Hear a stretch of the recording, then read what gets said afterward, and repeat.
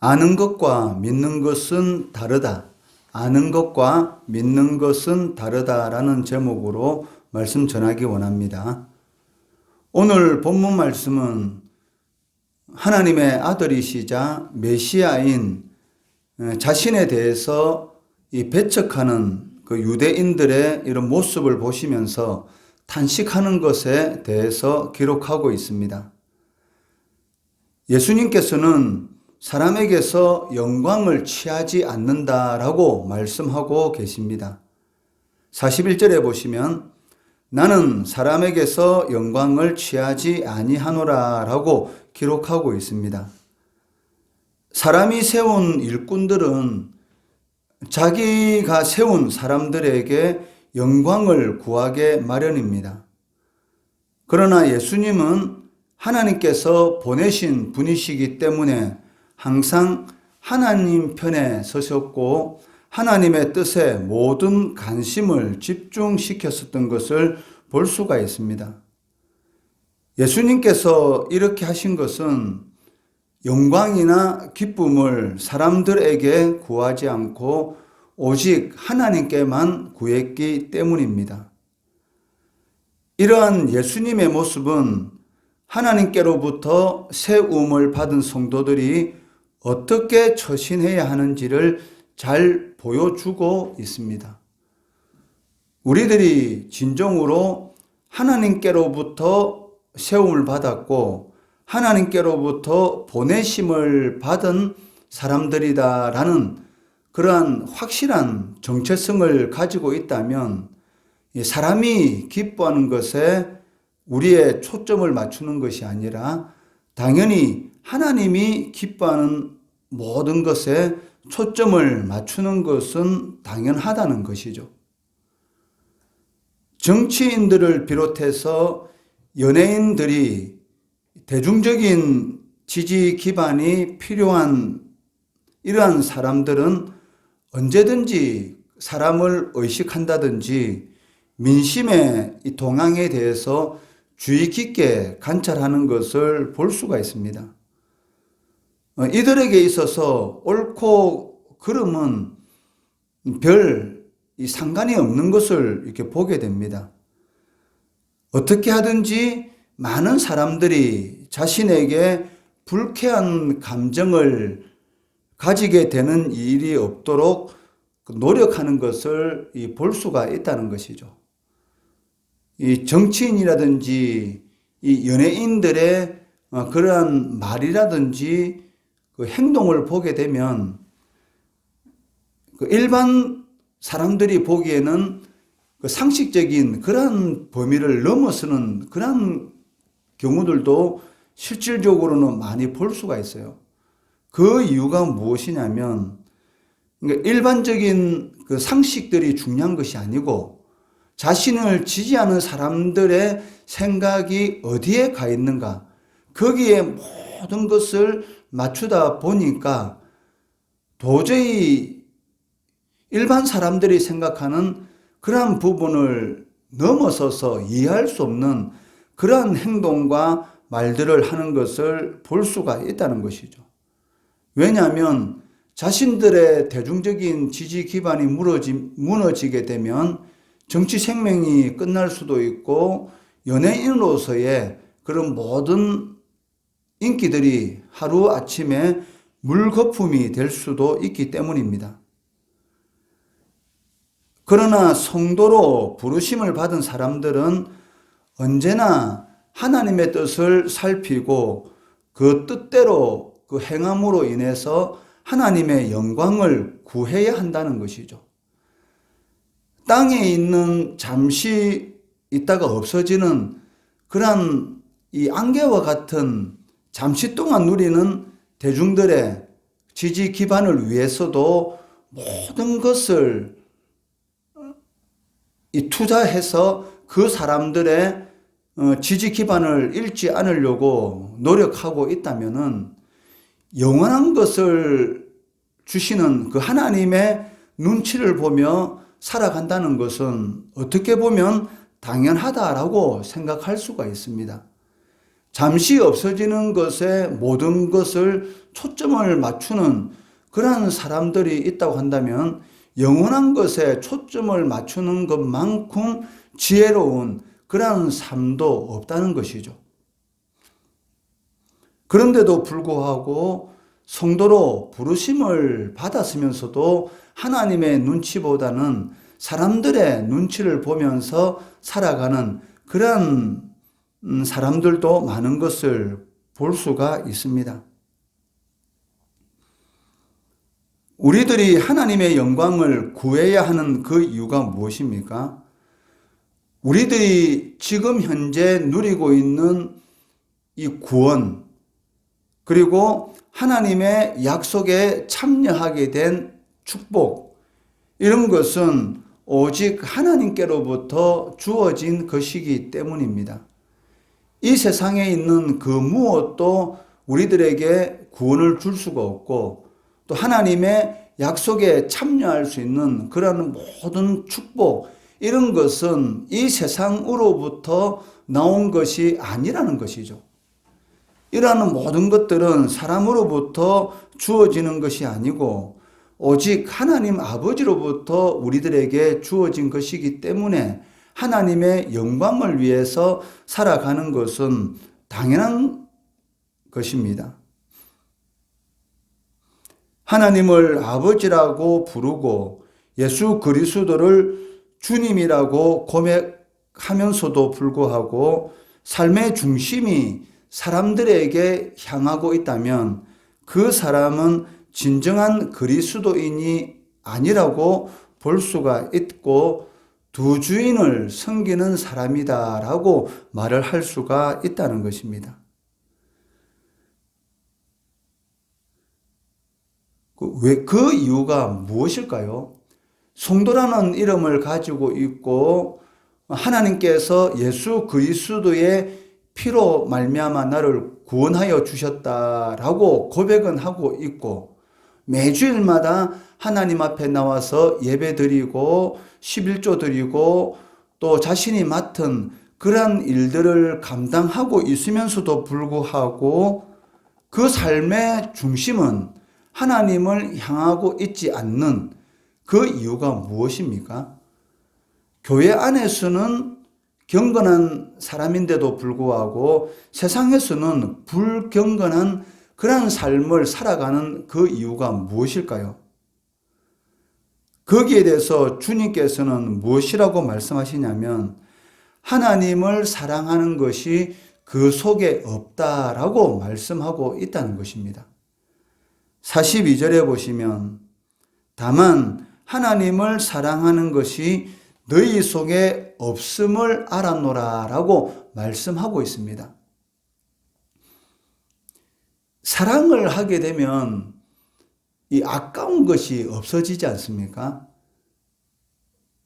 이 남녀가 이 만나서 이 사랑을 하게 되면 사랑하는 그 순간부터 자신이 가지고 있는 모든 것들이 오직 그 사랑하는 그 상대방에게 초점이 맞추어지는 것을 볼 수가 있어요.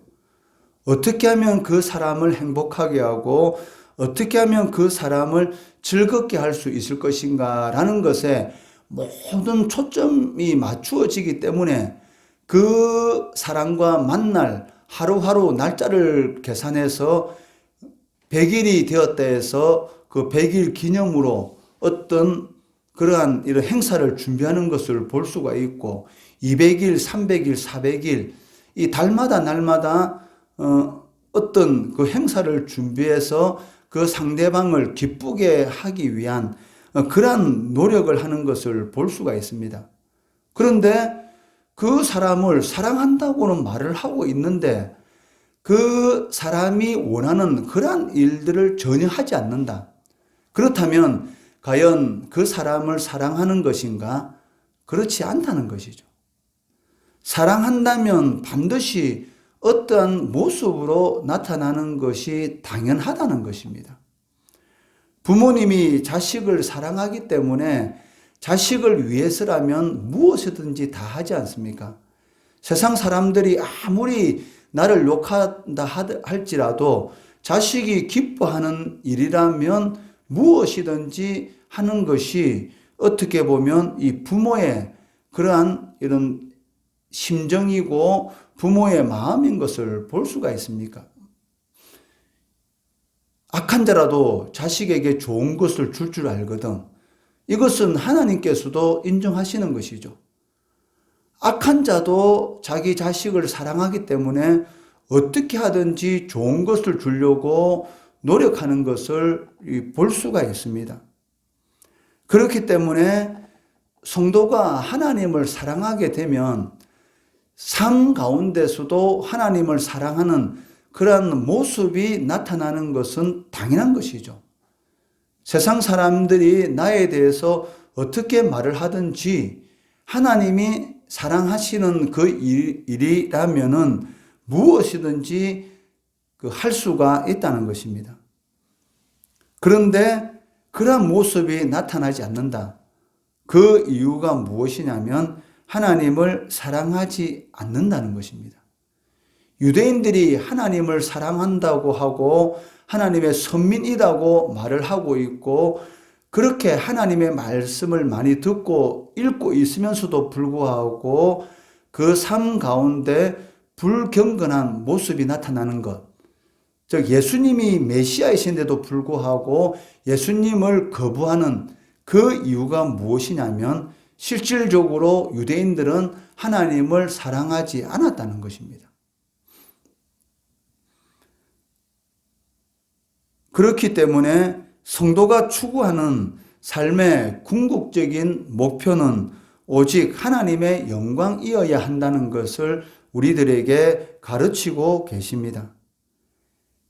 예수님께서는 유대인들이 모세와 그의 글도 믿지 않았다라고 말씀하고 있습니다. 46절, 47절 말씀해 보시면 모세를 믿었더라면 또 나를 믿었으리니 이는 그가 내게 대하여 기록하였습니다. 그러나 그의 글도 믿지 아니하거든 어찌 내 말을 믿겠느냐 하시니라 라고 말씀하고 계시다는 것입니다.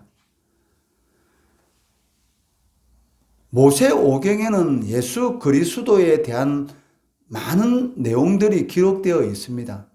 창세기 3장 15절 말씀은 원시복음으로서 여자에게서 메시아가 태어나게 될 것이다 라는 그러한 기록이 되어 있고 또 예수님께서 이 모세와 같은 선지자로서 이 땅에 오게 될 것이다 라는 그러한 내용이 되어 있고 또 구약성경 전체적으로 보더라도 예수님께서 베들레헴이라는 곳에서 태어날 것이다 라는 것을 미가 선지자는 기록하고 있고 이사야 선지자는 예수님께서 이 사람이 보기에는 허무할 만한 아무것도 없는 그런 모습으로 이 땅에 오셔서 인간의 모든 죄를 대신해서 고난을 당할 것이다 라는 그런 모든 내용 그리고 예수님께서 십자가에 못 박혀 돌아가시지만 그 육신이 썩지 않고 부활을 할 것이다 라는 그런 모든 내용들이 구약 성경에 다 기록이 되어 있다는 것이죠. 그러니까 모세가 예수님에 대해서 기록하였는데 유대인들이 모세가 기록한 예수님에 대해서 그 내용을 믿지 않는다는 것은 바로 모세와 그 율법을 믿지 않는다는 증거가 된다라고 말씀하고 있다는 것입니다. 너희들이 모세를 믿었다면은 당연히 나를 메시아로 받아들이는 것이 당연한데도 불구하고 너희들이 예수님을 메시아로 받아들이지 않는 것은 궁극적으로는 모세와 율법을 믿지 않는 것이다 라고 말씀하고 있다는 것이죠. 바리새인들과 서기관들은 성경 전문가들입니다. 랍비라고 칭함을 받았고 선생님이라고 부르심을 받고 그 당시 유대인들에게 너무나 존경을 받고 있는 그러한 지위에 있었던 사람들이죠.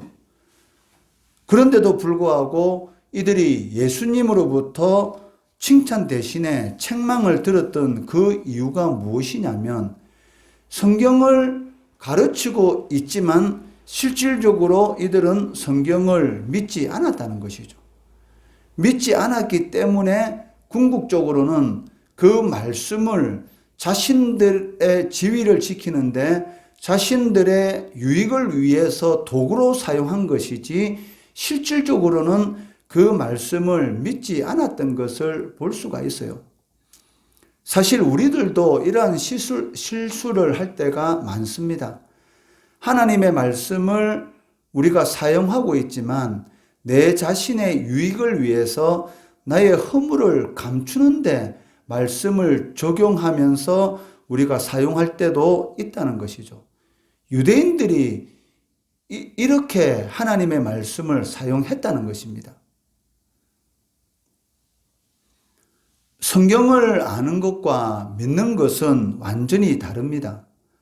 성경을 믿는다는 것은 깨닫게 된 사실을 삶 가운데 그대로 실천하는 것을 의미합니다.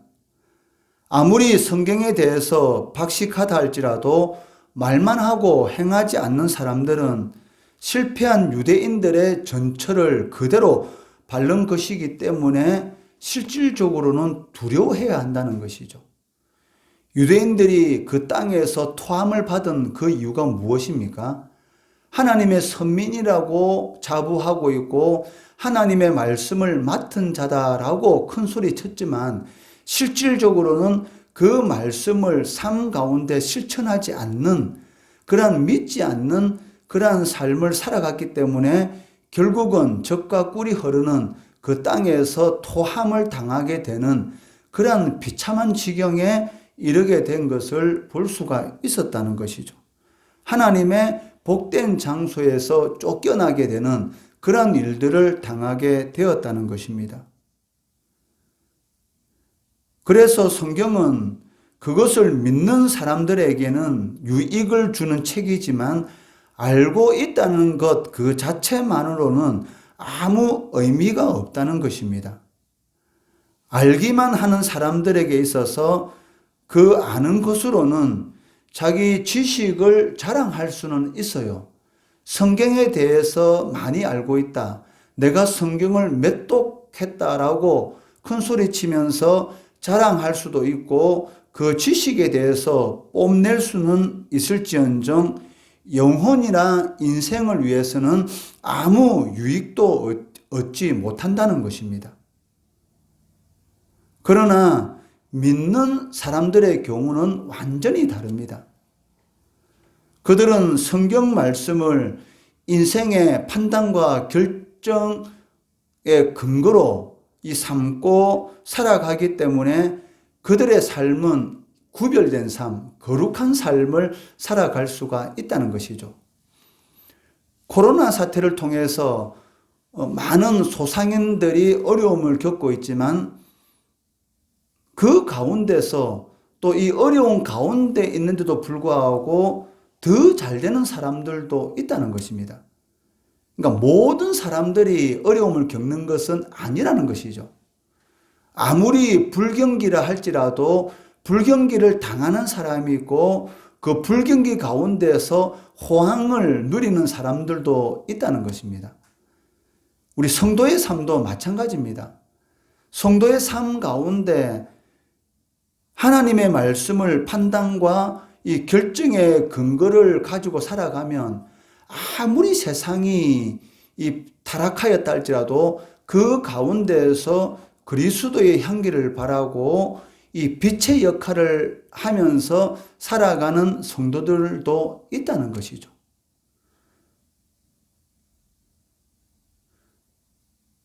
유대인들은 어려서부터 하나님 말씀 가운데 양육되어서 성경에 대한 해박한 지식을 가지고 있었습니다. 또한 일상생활에서도 형식은 철저한 율법주의적인 그러한 삶을 살아갔던 것이죠. 이것은 예수님 당시에도 마찬가지고 오늘날도 정통 유대인들은 검은 모자를 쓰고 검은 옷을 입고 통곡의 벽 앞에서 열심히 기도하면서 거룩한 그런 외적인 모습은 보이고 있어요. 그런데도 불구하고 예수님을 메시아로 거부한다는 것이죠. 이것은 무엇을 의미하냐면 실질적으로는 하나님을 사랑하는 것이 그 마음속에 전혀 없고 실질적으로는 모세, 자신들이 가장 존경하는 모세의 말도 믿지 않는다는 것이 그것을 보여주고 있다는 것입니다. 이것은 오늘 본문에서 주님께서 말씀하시는 그러한 내용입니다. 실상 유대인들은 성경을 지식적으로는 알았지만 그것을 믿지 않았다는 것입니다.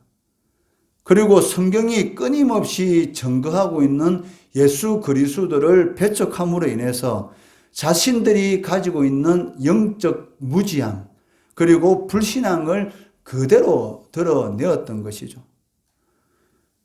그래서 야고보서는 무엇이라고 말을 하고 있습니까? 그러니까 죽은 믿음, 알고는 있지만 행함이 없는 믿음에 대해서 죽은 믿음이다. 죽은 송장은 아무리 외부적인 자극이 가해진다 할지라도 반응을 하지가 않습니다. 마찬가지로 죽은 믿음은 하나님께서 아무리 그 마음 가운데 진리로 인도하려고 할지라도 반응을 하지 않는다는 것이죠. 이것을 성경에서는 금강석같이 굳은 마음 이렇게 표현하고 있는 것을 볼 수가 있다는 것입니다. 그렇다면 우리는 어떤 신앙의 모습을 보여주고 있습니까? 우리는 당시 유대인들이 빠져 있던 형식주의의 함정에 혹 빠져 있는 것은 아닌지 한번 살펴볼 필요가 있다는 것이죠. 경건의 모양은 너무나 많이 보이고 있습니다. 그런데도 불구하고 경건의 능력은 전혀 나타나지 않는 그러한 신앙의 모습을 보이고 있는 것은 아닌지, 이러한 어리석음을 범하는 그러한 삶을 살아가고 있는 것은 아닌지 돌아볼 필요가 있다는 것이죠. 말씀을 통해서 더욱 하나님과 그리스도를 알아가고 바울 사도의 고백처럼 예수 그리스도를 아는 지식이 가장 고상하다. 예수 그리스도를 알게 되면 이 세상에 있는 모든 것들이 무가치한 것으로 보이게 된다는 것이죠. 다만 하나님의 영광을 위한 그런 도구로서 이 세상에 있는 것을 사용하게 되고 오직 하나님이 주시는 그러한 것들이 너무나 소중하게 느껴지는 그러한 삶을 살아가게 된다는 것입니다. 하나님과 그리스도를 알아가고 그 말씀대로 실천할 때에 우리의 믿음이 죽은 믿음이 아니라 생동력 있는 믿음, 역동적인 신앙을 가질 수가 있다는 것이죠. 그리할 때에 주님께서 이 땅에 다시 오실 때에 믿음을 보겠느냐라고 하실 때에 우리의 삶 가운데 살아있는 그런 믿음을 보일 수가 있는 것이고 주님 앞에 섰을 때에 착하고 충성된 그런 종으로서 하나님 앞에 세워질 수가 있다는 것입니다. 경건의 모양만 가지는 것이 아니라 경건의 능력도 함께 가지심으로 이 세상 가운데서 소금의 역할, 빛의 역할, 그리고 하나님이 약속하신 그런 이런 복된 삶, 그러한 삶을 살아가시는 성도 되시기를 주의 이름으로 축원합니다.